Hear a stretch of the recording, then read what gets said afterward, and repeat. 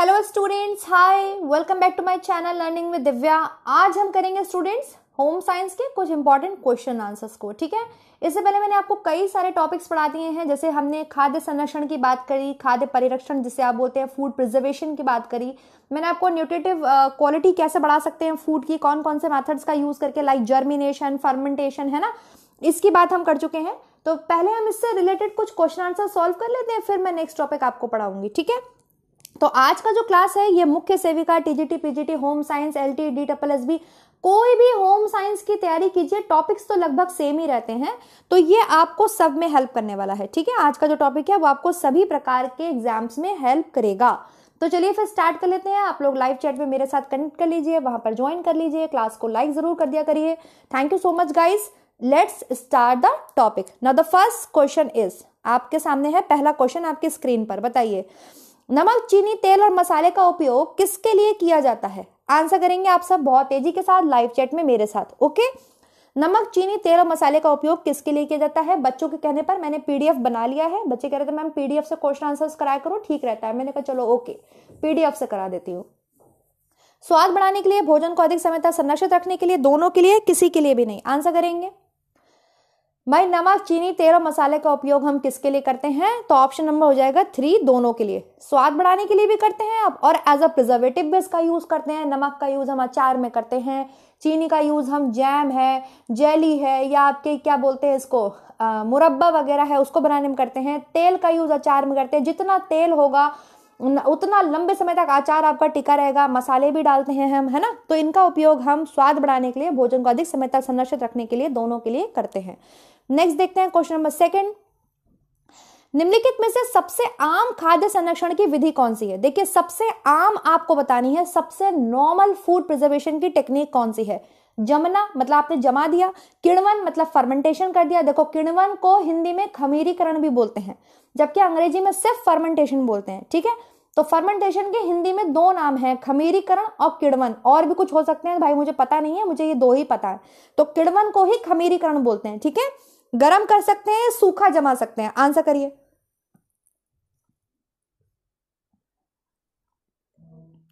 सबसे आम खाद्य संरक्षण की अगर हम विधि की बात करें स्टूडेंट्स, तो वो गरम करना होती है। ठीक है, नॉर्मल जैसे आपने दूध को गरम करके रख दिया, ठीक, गर्मियों में क्या करते हैं, सब्जी जैसे बनाइए तो उसको खूब खौला के गरम करके रख देते हैं।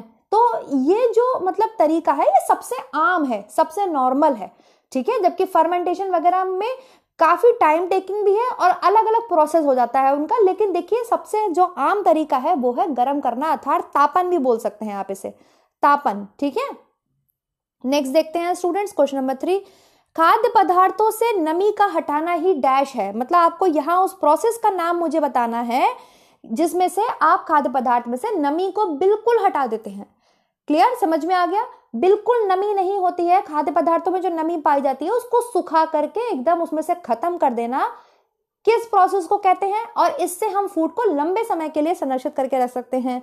जैसे हम आलू के पापड़ बना सकते हैं, ठीक है, और चिप्स बना सकते हैं, बहुत सी चीजें, हरी मिर्चा सुखा के रख सकते हैं लंबे समय के लिए। बताइए वो कौन सा मेथड होता है? वेरी गुड, वो होता है डिहाइड्रेशन।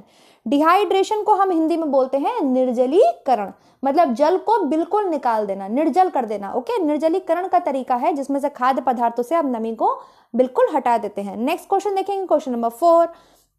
बेंजोइक एसिड डैश का उदाहरण है।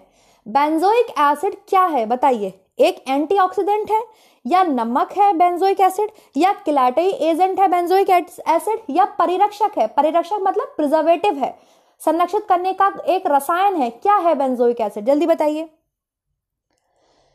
बेंजोइक एसिड, बेंजोइक अम्ल एक परिरक्षक का उदाहरण है। ठीक है, परिरक्षक मतलब प्रिजर्वेटिव, प्रिजर्वेटिव मतलब जिससे आप फूड को प्रिजर्व करते हैं, संरक्षित करते हैं। तो बेंजोइक एसिड रासायनिक प्रक्रिया में आ जाएगा। रसायन, जब आप रसायनों का प्रयोग करके फूड को प्रिजर्व करते हैं, जैसे आप बेंजोइक एसिड का यूज करते हैं, सोडियम बेंजोएट का यूज करते हैं, ठीक है, एसिटिक एसिड का यूज करते हैं, सिट्रिक एसिड का यूज करते हैं, तो ये सब रसायन द्वारा भोजन का संरक्षण कहलाता है। बेंजोइक एसिड एक प्रिजर्वेटिव है, ठीक है, परिरक्षक है।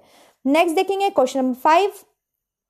निम्नलिखित में से कौन सी चीनी को अल्कोहल में बदलने की प्रक्रिया है? बताइए, इनमें से कौन सी एक ऐसी प्रोसेस है जो चीनी को अल्कोहल में बदल देती है। गन्ने से आपको सिरका प्राप्त हो जाता है, दूध से आप दही बना लेते हैं। बताइए किस प्रोसेस को बोलेंगे आप? अब तो बहुत इजी हो जाएगा, वैसे भी इजी ही है। वो ऑक्सीकरण मतलब ऑक्सीडेशन की प्रक्रिया होती है, पाश्चुरीकरण मतलब पाश्चराइजेशन की प्रक्रिया होती है, विरंजन मतलब ब्लीचिंग की प्रक्रिया होती है, या किण्वन खमीरीकरण फर्मेंटेशन की प्रक्रिया होती है। वेरी गुड, 5 का आंसर हो जाएगा 4, किण्वन अर्थात खमीरीकरण अर्थात फर्मेंटेशन। ठीक है, किण्वन उर्फ खमीरीकरण बोलेंगे, है ना, क्योंकि 2 नाम हो गए। एंड इंग्लिश में क्या बोलेंगे? फर्मेंटेशन की प्रक्रिया होती है, जहां चीनी को अल्कोहल में बदल सकते हैं, गन्ने से सिरका बना सकते हैं, दूध से हम दही जमा सकते हैं। तो नॉर्मल बेसिक से एग्जांपल्स हैं। चलो आगे चलते हैं। 1857 में डैश वह वैज्ञानिक थे, कौन वैज्ञानिक थे, जिन्होंने किण्वन की प्रक्रिया मतलब खमीरीकरण मतलब फर्मेंटेशन की प्रक्रिया की खोज की थी। आंसर बताइए, कौन से वैज्ञानिक थे 1857 में? वह आपको मुझे वैज्ञानिक का नाम बताना है, मैं ऑप्शंस नहीं दूंगी क्योंकि मैं पढ़ा चुकी हूं, आपने नोट्स में लिखा होगा, आपको पता भी है। Louis Pasteur, very good. Louis Pasteur ने ही आपके फर्मेंटेशन प्रक्रिया खोजी है। लुईस पाश्चर ही आपके पाश्चराइजेशन प्रक्रिया के जो है खोजकर्ता हैं। वो बहुत ही महत्वपूर्ण व्यक्ति हैं, ठीक है, लुईस पाश्चर, जिन्होंने आपके किण्वन की प्रक्रिया की खोज की थी, फर्मेंटेशन की प्रोसेस की खोज भी की थी। नेक्स्ट देखेंगे आंसर यहाँ क्या हो जाएगा आपके, लुईस पाश्चर। लिख लीजिएगा, हिंदी में भी लिख सकते हैं आप, लुईस पाश्चर। ओके, नेक्स्ट देखते हैं, खाद्य पदार्थों के संरक्षण के लिए कौन सी विधि अधिक वैज्ञानिक है? बताइए, सबसे ज्यादा साइंटिफिक मेथड कौन सा है फूड को प्रिजर्व करने का? रासायनिक विधि मतलब बायोकेमिकल, भौतिक विधि मतलब आपके भौतिक विधि को क्या बोलेंगे हिंदी में और इंग्लिश में? बायोमैकेनिकल भौतिक विधि, विकिरण विधि मतलब बाय रेडिएशन, या इनमें से कोई भी नहीं? आंसर करिए। यांत्रिक तो मैकेनिकल होता है ना, भौतिक विधि मतलब फिजिकल मेथड। हाँ, फिजिकल मेथड हुआ ना, भौतिक का मतलब होता है फिजिकल। बताइए कौन सा मेथड सबसे अधिक वैज्ञानिक है? विकिरण विधि, बाय रेडिएशन। ठीक है, ये क्वेश्चन आपके एग्जाम में आ चुका है, पूछा जा चुका है। बाय रेडिएशन, रेडिएशन मेथड सबसे ज्यादा वैज्ञानिक साइंटिफिक मेथड है, जहां पर हम गामा रेस का प्रयोग करते हैं और गामा रेस का यूज करके जो है फूड के ऊपर से पास कराया जाता है, जिसमें जो सबसे खतरनाक बैक्टीरिया होता है क्लोस्ट्रीडियम बोटुलिनम, उसको खत्म किया जाता है। Okay, now the next question is question number 8। नीचे दिए गए उस मिलान को चुनिए जो तदानुरूपी खाद्य परिरक्षण के सही ढंग को प्रदान नहीं करता है। एक आपको मिलान बताना है जो सही नहीं है, ठीक है, जैसे सेब से जैम बनाना, दूध से पनीर बनाना, कच्चे आम से अचार बनाना, दाल से पापड़ बनाना। बताइए कौन सा सही ढंग नहीं बता रहा है? इनमें से एक मिसमैच है चारों में से, बताइए कौन सा? अकॉर्डिंग टू ऑप्शंस आंसर करेंगे, ठीक है। आप देखो, सेब से हम जैम बना रहे हैं, लंबे समय के लिए फूड को प्रिजर्व कर रहे हैं, ठीक है। कच्चे आम से हम अचार बना रहे हैं, लंबे समय के लिए हम फूड को प्रिजर्व कर रहे हैं। दाल से हम पापड़ बना रहे हैं, लंबे समय के लिए हम फूड को प्रिजर्व कर रहे हैं। तो सेब से जैम बनाना, कच्चे आम से अचार बनाना, दाल से पापड़ बनाना, ये तीनों लॉन्ग प्रिजर्वेटिव्स हो गए, ठीक है, मतलब लंबे समय के लिए आप फूड को संरक्षित कर रहे हैं। और फूड प्रिजर्वेशन का कह सकते हैं एक उद्देश्य भी होता है कि लंबे समय तक हम खाद्य पदार्थों को संरक्षित कर सके, उसकी शेल्फ लाइफ को बढ़ा सके, है ना। अगर हम ऑप्शंस में देखें तो दूध और पनीर, भले ही दूध से पनीर बना के हम संरक्षित करने की कोशिश कर रहे हैं, लेकिन कितने दिन तक? 2 दिन तक, 3 दिन तक, इससे ज्यादा तो पनीर खराब हो जाएगा फिर, ठीक है। तो अगर आप ऑप्शंस में देखते हैं तो यहां पर आप ये पाते हैं कि ये तीनों ऑप्शंस जो है, कच्चे आम से अचार, दाल से पापड़, सेब से जैम, ये लंबे समय के लिए फूड को प्रिजर्व कर रहे हैं। वहीं दूध से पनीर हम बना रहे हैं, लेकिन लंबे समय के लिए हम उसको प्रिजर्व नहीं कर रहे हैं। जबकि अचार तो आप साल भर रख के खा सकते हो, जैम आप 6 महीने रख के खा सकते हो, पापड़ आप साल भर रख के खा सकते हो, है ना। तो ये चीज आपको यहाँ पर आई थिंक समझ में आई होगी। नेक्स्ट देखिए, पाश्चुरीकरण किससे संबंधित है? पाश्चुरीकरण का संबंध किससे है? पाश्चराइजेशन किससे रिलेटेड है? दूध के कीटाणु शोधन से, मतलब दूध से आपने कीटाणु को दूर कर दिया। दूध का निर्जलीकरण कर दिया, मतलब डिहाइड्रेट कर दिया, मिल्क का पाउडर बना दिया मिल्क से, ठीक है, मिल्क का पाउडर बना दिया मिल्क से। क्या लिखा है मैंने? मिकिल लिख दिया, मिल्क लिखना है, ठीक है। या दूध का किण्वन कर दिया, फर्मेंटेशन कर दिया, या दूध का आसवन कर दिया। बताइए पाश्चुरीकरण में क्या है?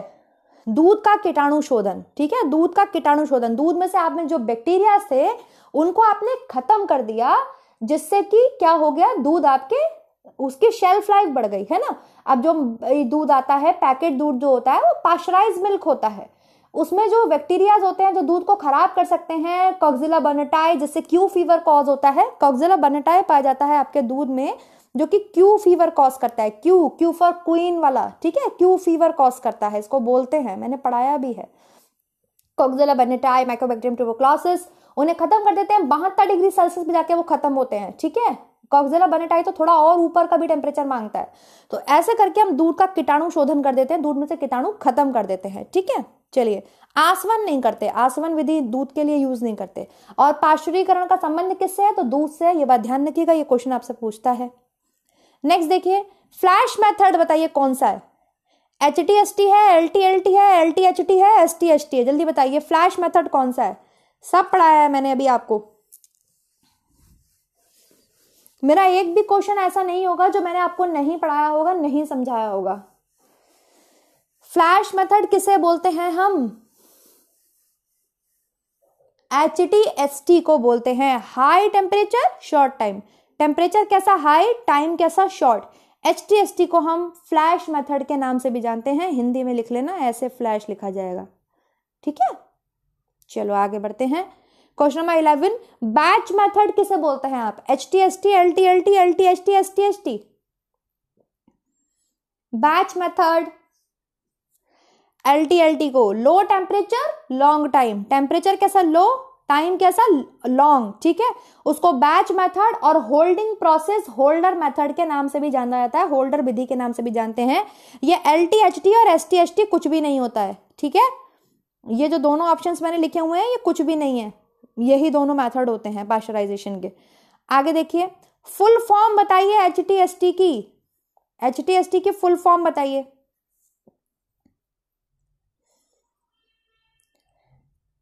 क्या है full form? High temperature short time, high temperature short time. कितना टेम्परेचर, टेम्परेचर बताओ, जल्दी बताइए, टेम्परेचर लिखिए। 72 डिग्री सेल्सियस। टाइम बताइए, क्या टाइम है? 15 सेकेंड। कितना है शॉर्ट टाइम? 15 सेकेंड, ठीक है। नेक्स्ट बताइए, फुल फॉर्म ऑफ LTLT बताइए, LTLT की फुल फॉर्म बताइए।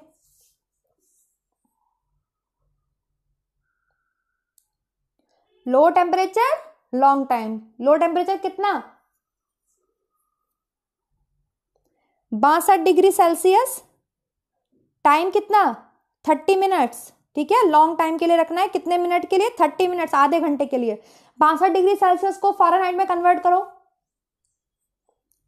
62 डिग्री सेल्सियस को आप लोग फ़ारेनहाइट में कन्वर्ट करके बताइए कितना टेम्परेचर हो जाएगा? 145 डिग्री फ़ारेनहाइट, ठीक है। एग्जैक्ट है 62.8 degree Celsius. Sorry, 72 degree Celsius को फ़ारेनहाइट में कन्वर्ट करो, कितना है? सब कुछ पढ़ाया है, 165 डिग्री फ़ारेनहाइट, ओके। चलो आगे बढ़ते हैं। लो टेम्परेचर यहां पूछ ही लिया मैंने, पूछ ही लिया LTLT का टेम्परेचर कितना है? LTLT का टेम्परेचर अभी पूछा आपसे, 62 डिग्री सेल्सियस या फिर 145 डिग्री फ़ारेनहाइट। कितनी देर के लिए रखना है? लॉन्ग टाइम कितना होगा? मैक्सिमम आधा घंटा, ठीक है, बस आधे घंटे। और शॉर्ट टाइम में केवल 15 मिनट के लिए रखते हैं 72 डिग्री सेल्सियस पे, दैट इज 165 डिग्री फ़ारेनहाइट, ठीक है। वही टेम्परेचर भी यही पूछा है। चलो ये तो हो गए सारे क्वेश्चन। आगे, अंडा व दूध सुरक्षित रहते हैं कितने टेम्परेचर पर? जल्दी बताइए। 0 से 40 फ़ारेनहाइट, 35 से 45 फ़ारेनहाइट, डिग्री होगा या डिग्री लगा होगा, मैं डिग्री नहीं बना पा रही थी, ठीक है। 45 डिग्री फ़ारेनहाइट बताइए। अंडा व दूध सुरक्षित रहते हैं, TGT का क्वेश्चन है ये प्रीवियस ईयर। 35 से 45 डिग्री फ़ारेनहाइट किस पे रहते हैं? 35 से 45 डिग्री फ़ारेनहाइट पे आपके अंडा व दूध सुरक्षित रहते हैं, ओके, वेरी गुड। नेक्स्ट बताइए, चीज व पनीर सुरक्षित रहते हैं, चीज व पनीर सुरक्षित रहते हैं किस पर? चीज व पनीर का टेम्परेचर क्या है? चीज व पनीर आपके ऑप्शन नंबर 4 45 डिग्री फ़ारेनहाइट पर सुरक्षित रहते हैं। कितने पर? 45 डिग्री फ़ारेनहाइट पर आपके सुरक्षित रहते हैं। चलिए नेक्स्ट बताइए, निम्न सिरके में कौन सा अम्ल पाया जाता है? सिरका में कौन सा एसिड पाया जाता है? जल्दी से आंसर करेंगे सारे बच्चे। सिरके में कौन सा एसिड पाया जाता है? सिर पर एसिड डाल, सिर पर एसिटिक एसिड पाया जाता है। सिरके में आपके एसिटिक एसिड पाया जाता है। चलिए आगे चलते हैं। कंडीशंस बताइए जर्मिनेशंस के लिए। जर्मिनेशंस नहीं, जर्मिनेशन। कंडीशंस बताइए जर्मिनेशन के लिए। अंकुरीकरण के लिए परिस्थितियां बताइए कौन कौन सी होनी चाहिए। अभी हमने पढ़ा है अंकुरीकरण की परिस्थितियां और फर्मेंटेशन खमीरीकरण की परिस्थितियां। बताइए टेम्परेचर होना चाहिए, ह्यूमिडिटी होनी चाहिए, ऑक्सीजन होनी चाहिए, या ये सभी होनी चाहिए? अंकुरीकरण के लिए क्या क्या परिस्थिति होनी चाहिए बताइए।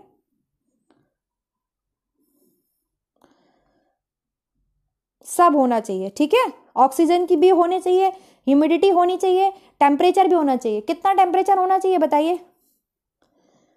जर्मिनेशन के लिए टेम्परेचर बताइए, सेल्सियस में भी बताइए, फ़ारेनहाइट में भी बताइए।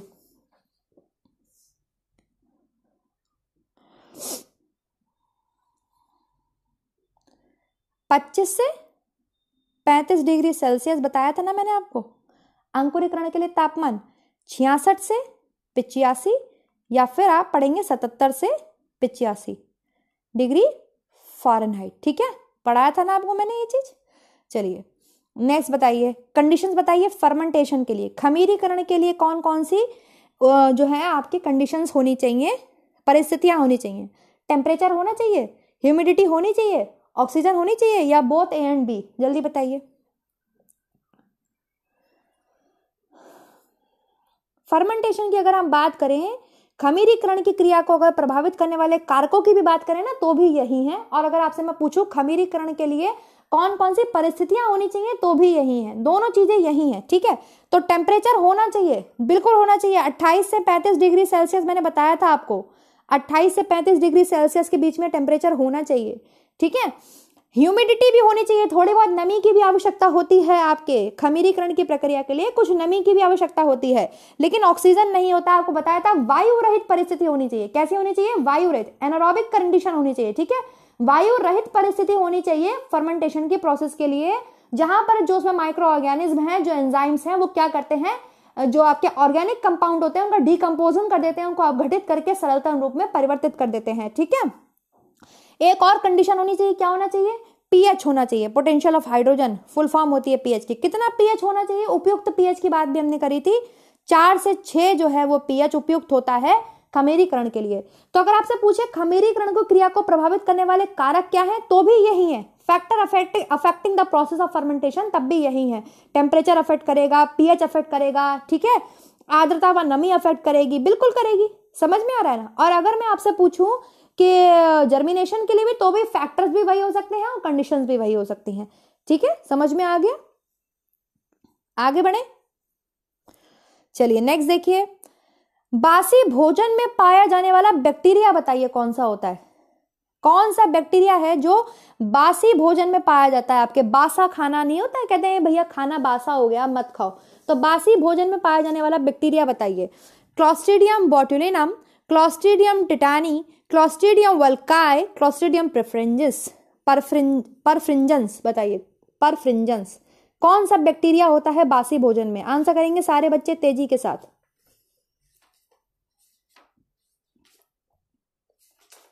ये चीज मैं पढ़ा चुकी हूं, फिर भी बता, मैंने इसीलिए क्वेश्चन डाला है क्योंकि ये मैं पढ़ा चुकी हूं।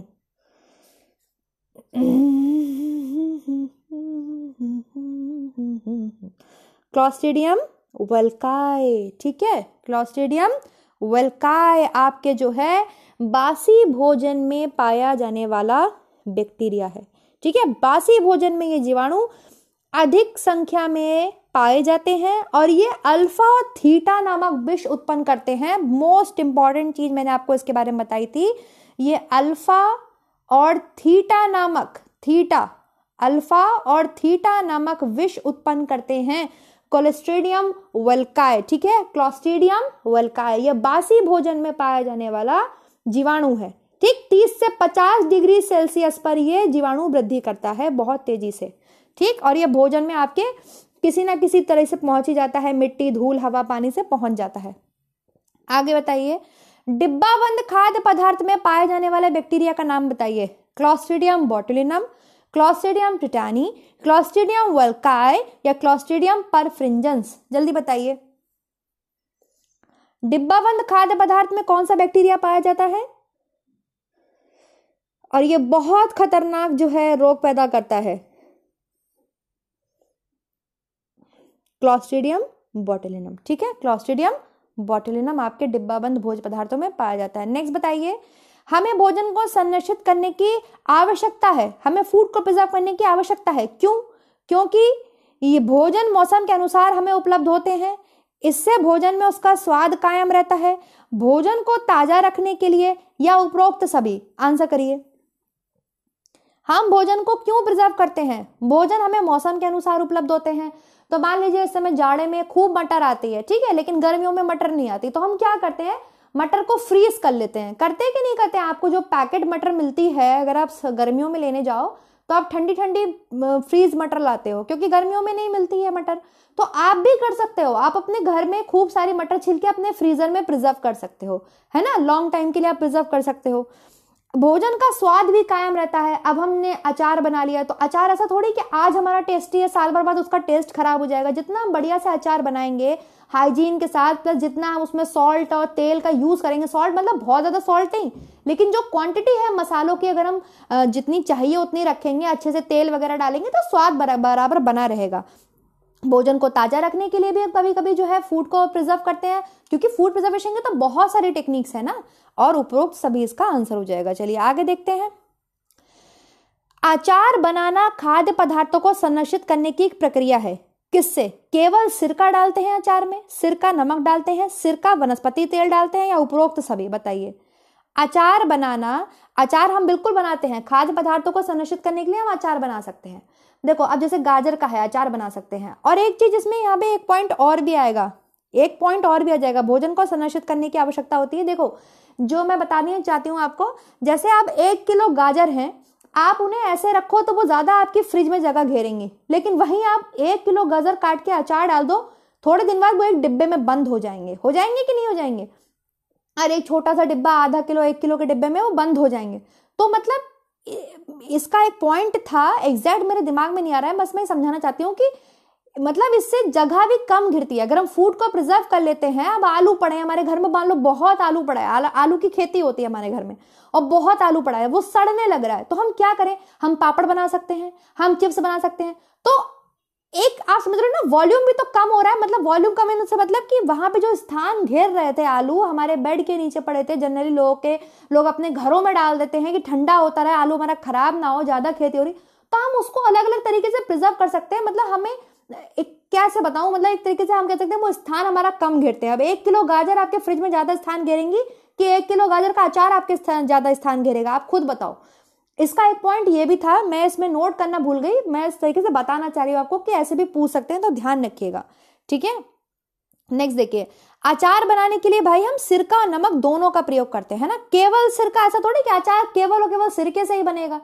कुछ लोग सिरका नमक दोनों डालते हैं, कुछ लोग केवल सिरका डालते हैं, कुछ लोग केवल नमक और तेल डालते हैं, जैसे भी जैसा जिसका मन होता है, ठीक है। तो सिरका और नमक से अचार को हम बना सकते हैं, और ये खाद्य पदार्थों को संरक्षित करने का एक तरीका है, ठीक है। नेक्स्ट देखिए, खाद्य परिरक्षण के सिद्धांत है, बताइए। फूड प्रिजर्वेशन के प्रिंसिपल्स बताइए क्या क्या होते हैं। सूक्ष्म जीवाणुओं को मारना, सूक्ष्म जीवाणुओं के प्रभाव को रोकना या विलंबित कर देना। आपने सूक्ष्म जीवाणुओं को रोक दिया है, उनकी एक्टिविटीज को, या फिर आपने विलंबित कर दिया है, ठीक है। एंजाइम्स के प्रभाव को रोकना या ऑल, तो बिल्कुल आपको देखते ही आंसर पता चल रहा होगा कि ये भाई ऑल है, ठीक है। चलिए नेक्स्ट देखिए, इस विधि के अंतर्गत फलों व सब्जियों के रस को 100 से 121 डिग्री सेल्सियस के तापक्रम पर गर्म किया जा सकता है। 121 डिग्री सेल्सियस, 100 डिग्री सेल्सियस होगा, 100 डिग्री सेल्सियस से 121 तक ले जा सकते हैं। हाँ, कोई गलत बात नहीं है। बताइए कौन सा मेथड है वो कौन सा मेथड है, आंसर बताइए।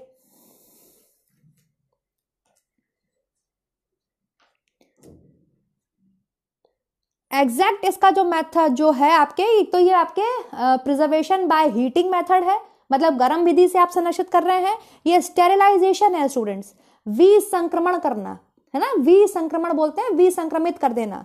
स्टेरिलाइजेशन, ये भोज्य पदार्थों को एक निश्चित ताप पर गर्म करके किया जाता है, 100 degree Celsius, that is 212 degree Fahrenheit. ठीक है, 212 डिग्री फ़ारेनहाइट पर आप जो है फल को, सब्जियों को गर्म करते हैं, ये आपके स्टेरिलाइजेशन प्रोसेस है। डिहाइड्रेशन हो ही नहीं सकता, इरेडिकेशन हो ही नहीं सकता, इरेडिएशन हो ही नहीं सकता। ठीक है, ऑल ऑफ देम हो ही नहीं सकता। तो ऑप्शन आपके क्या है, स्टेरिलाइजेशन। ठीक, चलिए नेक्स्ट देखिए स्टूडेंट्स, इस विधि के अंतर्गत फलों के रस को संरक्षित करने की दो मुख्य विधियां आती हैं, कैनिंग और बॉटलिंग। बताइए, ये तो मैंने आपको पढ़ाया था, बताया था, क्या आपके ये इसी में आएगा, स्टेरिलाइजेशन में आएगा, डिहाइड्रेशन में आएगा, इरेडिएशन में आएगा, ऑल ऑफ देम में आएगा। तो आपके फूड को प्रिजर्व करने की अगर हम टेक्निक की बात करें तो हम ठंडी विधि से करते हैं, गर्म विधि से करते हैं, निर्जलीकरण करते हैं, और हम आपके रसायन द्वारा करते हैं। आपको ये चीज अभी हमने पढ़ाई। तो जब हम गर्म विधि की बात करते हैं तो पाश्चराइजेशन और स्टेरिलाइजेशन दो मुख्य विधियां होती हैं। स्टेरिलाइजेशन की फर्दर दो विधियां हैं, कौन कौन सी, कैनिंग एंड बॉटलिंग। ठीक है, तो स्टेरिलाइजेशन विसंक्रमण जिसे आप बोलते हैं, विसंक्रमित कर देना, तो बॉटलिंग और कैनिंग दोनों डिब्बे द्वारा संरक्षण करना, बोतल द्वारा संरक्षण करना आपके इसमें आ जाएगा। ओके, नेक्स्ट बताइए 27 का आंसर दीजिए। किण्वन के लिए उपयुक्त पीएच है, फर्मेंटेशन के लिए, खमीरीकरण के लिए उपयुक्त पीएच बताइए कौन सा है, उपयुक्त पीएच। जल्दी आंसर करेंगे सारे बच्चे, 1 से 2, 4 से 6, 8 से 10 या 2.7 7.4, आंसर करिए कितना पीएच उपयुक्त है। 1 से 2, 4 से 6, 8 से 10 या 2.7 7.2। देखो भाई, जितना मुझे पता है, जो मैंने पढ़ा है, उपयुक्त पीएच है 4 से 6। ठीक है, उपयुक्त पीएच क्या है, 4 से 6।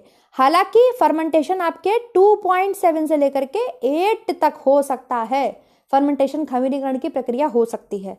ठीक है, लेकिन उपयुक्त पीएच जो माना जाता है वो 4 से 6 है, जो मैंने पढ़ा है बुक्स में, उसके अकॉर्डिंग मैं आपको बता रही हूं। ओके, नेक्स्ट देखिए, टमाटर सॉस में प्रयोग आने वाला प्रिजर्वेटिव है, ये आपके टीजीटी, एलटी सबका बड़ा फेमस क्वेश्चन है, और कई बार आपसे पूछा जा चुका है कि टमाटो सॉस में, टमाटर के सॉस में प्रयोग होने वाला प्रिजर्वेटिव है कौन सा है, जल्दी से बता दीजिए कौन सा है। सोडियम बेंजोएट है ना, सोडियम बेंजोएट जो है आपके, वो आपके टमाटो सॉस में प्रयुक्त किए जाने वाला प्रिजर्वेटिव है। चलिए नेक्स्ट बताइए, आंसर करिए आप लोग क्वेश्चन नंबर 29 का। सबसे पहले फलों और सब्जियों को कुछ समय के लिए उबलते पानी में रखा जाता है, फिर उन्हें खाना पकाने की प्रक्रिया को नहीं, एंजाइम्स को रोकने के लिए ठंडे चल रहे पानी में डाला जाता है। ठीक है, तो बताइए कौन सी प्रक्रिया है। अरे कुल मिला के वेजिटेबल्स एंड फ्रूट्स के ऊपर यह प्रक्रिया की जाती है, अभी आपको पढ़ाया था। और इसमें पहले उनको उबलते पानी में करा जाता है, गर्म किया जाता है, फिर तुरंत उनको ठंडे पानी में डाल दिया जाता है। This process is known as, जल्दी से आंसर करिए वो कौन सी प्रोसेस होती है, स्टेरिलाइजेशन होती है, डिहाइड्रेशन होती है, या फिर वो आपके जो है पाश्चराइजेशन है, या फिर वो आपके ब्लैंचिंग है, जल्दी बता दीजिए।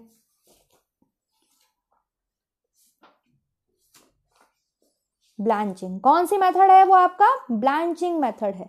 ठीक है, इस मेथड को हम ब्लैंचिंग बोलते हैं। ब्लैंचिंग आपके फल संरक्षण की, फल और सब्जियों को संरक्षित करने की एक विधि है, जहां पर आप पहले गर्म पानी या भाप, मतलब बहुत गर्म पानी में सब्जी या फल को अपने खूब उबाल लेते हैं, फिर तुरंत उनको ठंडे पानी में डाल देते हैं, जिससे जो एंजाइमेटिक रिएक्शंस हैं, जो फूड में एंजाइम्स पाए जाते हैं, वो इनएक्टिवेट हो जाते हैं। ठीक है, वो आपके इनएक्टिवेट हो जाते हैं, पूरी तरीके से खत्म नहीं होते, लेकिन उनकी एक्टिविटी रुक जाती है। उसका आंसर हो जाएगा ब्लैंचिंग।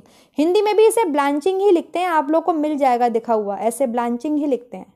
ठीक है, नेक्स्ट देखिए, पाश्चरीकरण की निम्नलिखित में से कौन सी विधि सबसे नवीनतम है, यूएसटी मेथड, एचटीएसटी, बैच पाश्चराइजेशन या बॉटल में पाश्चराइजेशन। बताइए कौन सी विधि नवीनतम है पाश्चरीकरण की, आंसर करिए सभी बच्चे।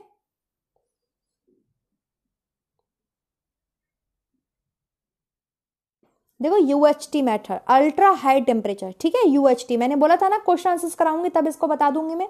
यूएचटी मेथड अलग है, इसमें टेम्परेचर बहुत हाई होता है, टेम्परेचर 100 डिग्री सेल्सियस से ऊपर होता है। ये एकदम नवीनतम मेथड है, एकदम नवीनतम तो नहीं कहेंगे कि अभी अभी इसको इजाद किया है, पुराना है, लेकिन ये आपको बुक्स में इजिली पढ़ाया नहीं जाता।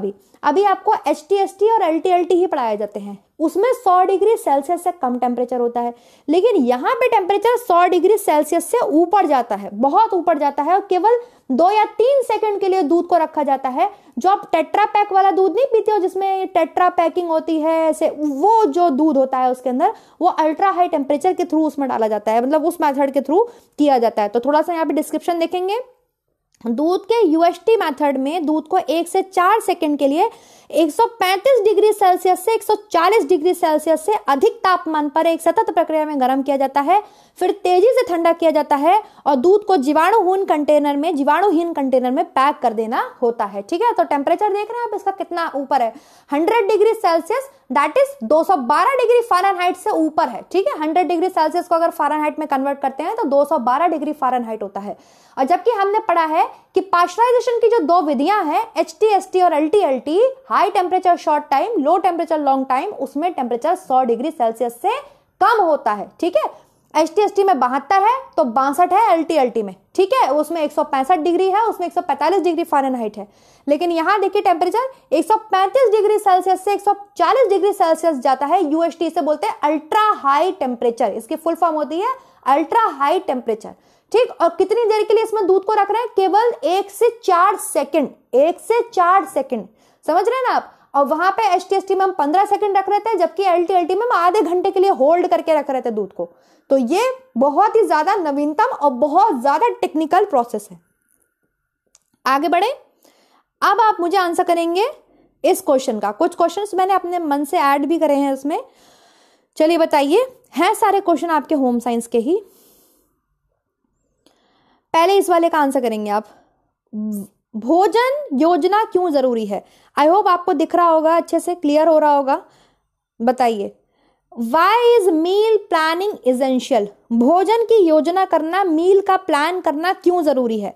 समय के उपयोग के लिए, ऊर्जा के उपयोग के लिए, पौष्टिकता को पर्याप्त करने के लिए, या पैसे के उपयोग के लिए। For utilization of time, for utilization of energy, for nutritional adequacy, for utilization of money. बताइए, देखिए इसमें पता है सारे ऑप्शंस बहुत बढ़िया हैं, सभी सही हैं, सभी देखा जाए तो मील प्लानिंग समय के उपयोग के लिए भी करते हैं, ऊर्जा के उपयोग के लिए भी करते हैं, पैसे के उपयोग के लिए भी करते हैं। लेकिन सबसे जो मेन है कि मील प्लानिंग का उद्देश्य क्या होता है, तो न्यूट्रिशनल एडिक्वेसी। ठीक है, हमारी पौष्टिकता पर्याप्तता के लिए, भाई हमें पोषक तत्व अच्छे से अच्छी मात्रा में पहुंचे, इसलिए तो हम मील प्लानिंग करते हैं। मेन ऑब्जेक्टिव इसका ये होता है। तो मुझे तो आंसर इसका ऑप्शन नंबर 3 एकदम सही लगता है। नेक्स्ट देखते हैं, कौन सा विटामिन बताइए वसा में घुलनशील है। चलिए बताइए, एस्कॉर्बिक एसिड मतलब विटामिन सी, ठीक है, विटामिन ए और के, या थायामीन B1, कौन सा इसमें से वसा में घुलनशील है, फैट में घुलनशील है, फैट सॉल्यूबल है। तुम्हें पता है ए एंड के जो है आपके वसा में घुलनशील है, जबकि vitamin B1 and ascorbic acid आपके वाटर में घुलनशील है। नेक्स्ट बताएंगे स्टूडेंट्स, खाद्य खराब होने के मुख्य कारण क्या क्या हैं। बताइए, the chief cause of food spoilages are, सूक्ष्म जीवों की वृद्धि हो जाना, भोजन में एंजाइम की क्रिया, खमीर और फफूंद, या उपरोक्त सभी। बताइए, खाद्य के खराब होने के मुख्य कारण हैं, अभी दिख रहा है, ये देख लीजिए हिंदी मीडियम वाले और ये देख लीजिए इंग्लिश मीडियम वाले। The chief cause of food spoilage is our growth of microorganisms, action of enzyme in a food, yeast or molds, all of the above। मुझे तो भाई इसमें आंसर लगता है उपरोक्त सभी। सूक्ष्म जीवों की वृद्धि हो रही है, भोजन में एंजाइमेटिक रिएक्शंस हो रही हैं, खमीर और फफूंद लग गए तो खराब तो हो ही जाएगा हमारा फूड, उपरोक्त सभी। नेक्स्ट देखते हैं, फेल्टिंग की प्रक्रिया में बताइए। लो, एक टेक्सटाइल का क्वेश्चन जोड़ दिया मैंने, चलो कोई बात नहीं, होम साइंस से संबंधित क्वेश्चन है ना। फेल्टिंग की प्रक्रिया में बताइए क्या करते हैं। भाप से रेशों को आपस में चिपकाया जाता है, रेशों को बिना बुने आपस में जोड़ा जाता है, रेशे आपस में उलझकर मजबूती प्रदान करते हैं, या सभी विकल्प सही हैं। Felting is a process of fabric construction. ठीक है, निटिंग, वीविंग एंड फेल्टिंग हम पढ़ते हैं ना। फेल्टिंग आपके वस्त्र निर्माण की प्रक्रिया है। तो बताइए इसमें से कौन सा ऑप्शन सही है। इंग्लिश मीडियम वाले भी देखेंगे, felting is a process in which steam is used to press the fabric together, fibers are joined with each other without interlacing, fiber get intelligent and provide strength. बताइए, all options are correct. इसमें सब सही है सारे विकल्प। Felting की प्रक्रिया ही है ताप से, दबाव से रेशों को आपस में चिपका देना, उलझा देना ही आपके फेल्टिंग की प्रक्रिया कहलाता है। यहां पर हो जाएगा सभी विकल्प सही हैं। ठीक है, आप बुनाई नहीं करते, बिना बुने रेशे आपस में चिपकाए जाते हैं, और रेशों को आप ताप से और दबाव से, है ना, भाप ताप दबाव की सबसे आप जो है रेशों को आपस में चिपकाते हैं, उलझाते हैं। चलिए आगे देखते हैं। 10 ग्राम आयोडाइज नमक कितने माइक्रोग्राम आयोडीन प्रदान करता है? आंसर बताइए। 10 ग्राम आयोडाइज सॉल्ट, हम फोर्टिफिकेशन में पढ़ते हैं ना, फोर्टिफिकेशन किसके लिए किया जाता है? नमक का सुदृढ़ीकरण करना। तो नमक को पोटेशियम आयोडाइड के साथ में सुदृढ़ीकरण किया जाता है, उसको जो है फोर्टिफाइड किया जाता है ताकि घेंगा नामक जो बीमारी है उससे बचा जा सके। तो सरकार ने अब क्या कर दिया है, अगर आयोडाइज सॉल्ट नहीं है तो बिकेगा ही नहीं, उसमें आपको आयोडीन डालना जरूरी है। तो बताइए 10 ग्राम आयोडाइज नमक कितने माइक्रोग्राम आयोडीन प्रदान करता है? 150, 100, 120, 80, जल्दी बता दीजिए। 150 माइक्रोग्राम आयोडीन प्रदान करता है। कितना करता है? 150 माइक्रोग्राम आयोडीन प्रदान करता है। ठीक है, कितना? 10 ग्राम आयोडाइज सॉल्ट। आगे देखते हैं स्टूडेंट्स, उपभोक्ता संरक्षण अधिनियम कब बनाया गया? बताइए। कंज्यूमर प्रोटेक्शन एक्ट कब बनाया गया आपके? बहुत सरल, बहुत ही बढ़िया क्वेश्चन, सबसे साधारण, सबसे आसान क्वेश्चन। 1986 में, 1986 में आपके कंज्यूमर प्रोटेक्शन एक्ट बनाया गया। Very good. अब क्या है देखती हूं। अब मैं कुछ ओरल क्वेश्चन पूछूंगी, तेजी के साथ सब आंसर करेंगे। ठीक है, कुछ ओरल क्वेश्चन है। बताइए, पानी द्वारा भोज्य पदार्थों को, मेरा क्वेश्चन है, सब सुनेंगे मेरा क्वेश्चन ध्यान से। ठीक, पानी द्वारा भोज्य पदार्थों को क्या करा जाता है? बताइए। तला जाता है, उबाला जाता है, विसंक्रमित किया जाता है, या सेका जाता है? पानी द्वारा भोज्य पदार्थों को, ध्यान से सुनेंगे, भोज्य पदार्थों की बात कर रही हूं मैं। उबाला जाता है, क्या करते हैं हम? फूड को उबालते हैं। ठीक, चलिए बताइए। तेल द्वारा भोज्य पदार्थों को, तेल मतलब ऑयल, ऑयल के थ्रू फूड का आप क्या करते हैं? उसको उबाला जाता है, विसंक्रमित किया जाता है, तला जाता है, या सेका जाता है? जल्दी बताइए। तला जाता है, हम तेल से तलते हैं ना फूड को। ठीक है, अब बताइए, इनमें से कौन सा आसानी से पचने वाला भोजन है? मैं ऑप्शंस देती हूं। तला हुआ, भुना हुआ, उबाला हुआ, या भापा हुआ? आंसर करिए। आसानी से पचने वाला भोजन होता है उबला हुआ, बॉइल्ड फूड। ठीक है, बॉइल्ड फूड आपका इजीली डाइजेस्टेबल होता है। ठीक है, चलिए नेक्स्ट बताइए। छील कर भोज्य पदार्थों को आप उबालते हैं? नहीं, ये रहने दो, ये थोड़ा अजीब सा क्वेश्चन है। नेक्स्ट मैं पूछती हूं आपसे, खमीरीकरण का उदाहरण है। ठीक है, फर्मेंटेशन के एग्जांपल्स पूछ लेती हूं। तो बताइए, खमीरीकरण का एग्जांपल है। खमीरीकरण मतलब किण्वन फर्मेंटेशन। इडली, ढोकला, डबल रोटी, सभी। आंसर बताइए। इडली, ढोकला, डबल रोटी, डोसा, सभी आपके फर्मेंटेशन के एग्जाम्पल हैं। चलिए बताइए, इडली बनाते समय चावल और उड़द की दाल का रेशियो बताइए कितना होना चाहिए? इडली बनाते समय चावल और उड़द की दाल का रेशियो बताइए। भाई टीजीटी में पूछते हैं 1:2, 2:1, 3:1 या 3:2। आंसर बताइए जल्दी से। इडली बनाते समय दक्षिण पूर्व भारत में खूब खाई जाती है, आजकल तो संपूर्ण भारत का ये लोकप्रिय व्यंजन है। चावल और उड़द की दाल को 2:1 के रेशियो में भिगाया जाता है, मतलब 2 कटोरी चावल तो 1 कटोरी उड़द की दाल। ठीक, समझ में आ गया।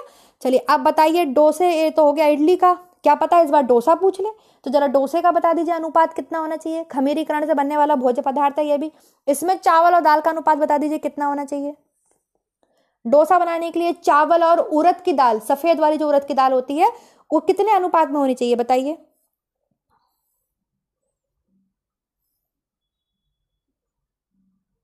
अनुपात ये दिया हुआ है 4:1। ठीक है, आपको 4:1 से 6:1 मिलेगा। कितना? 4:1 से 6:1 मिलेगा, ये बिल्कुल सही है। ठीक है, तो डोसा बनाने के लिए 4:1 या फिर 6:1 मिश्रण को रखा जाता है, फिर इस घोल को खमीरीकरण के लिए रख देते हैं। चलिए ठीक है, फिर आज इतना ही करते हैं स्टूडेंट्स। आई होप आपको क्लास पसंद आया होगा और क्वेश्चंस भी समझ में आए होंगे। तो बस आज के लिए इतना ही है। अब नेक्स्ट वीडियो मिलेंगे नेक्स्ट टॉपिक के साथ, और देखती हूँ मैं नेक्स्ट आपको क्या पढ़ाती हूँ। मैं आपको ह्यूमन ब्रेन पढ़ाना स्टार्ट करूंगी एनाटमी में। एनाटमी मुझे पढ़ानी है, मैं पढ़ा ही रही थी। एनाटमी में मैं आपको बेसिक्स बता चुकी हूँ। एनाटमी में मैं आपको किडनी पढ़ा चुकी हूँ, मतलब एक्सक्रीटरी सिस्टम पढ़ा चुकी हूँ। अब मैं ह्यूमन ब्रेन बताऊंगी, ठीक है, इंट्रोडक्शन करूंगी ह्यूमन ब्रेन का। और बाकी अदर सब्जेक्ट में क्या पढ़ाऊंगी, बाकी अदर सब्जेक्ट में अभी मुझे कुकिंग मेथड पढ़ाने हैं, देखती हूँ, वो तो मेरा चल ही रहा है, चलता रहेगा, क्या क्या पढ़ाती रहूंगी मैं। लेकिन आप लोग पढ़ते रहिए, ध्यान रखिए सभी बच्चे अपना, और पढ़ते रहिए। Always support women empowerment. Thank you so much. Next video में मिलेंगे नेक्स्ट टॉपिक के साथ, तब तक के लिए अपना ध्यान रखिए। Bye bye. Bye guys.